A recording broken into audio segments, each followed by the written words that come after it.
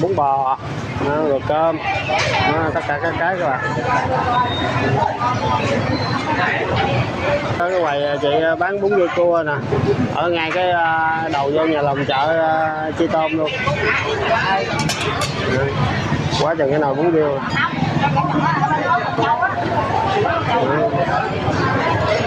Chị chậm lò củi nha.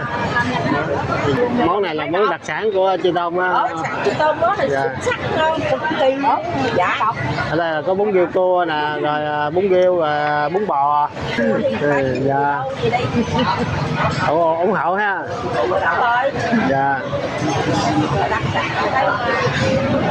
Bác bữa nào không có bữa đó thì nhịn đấu.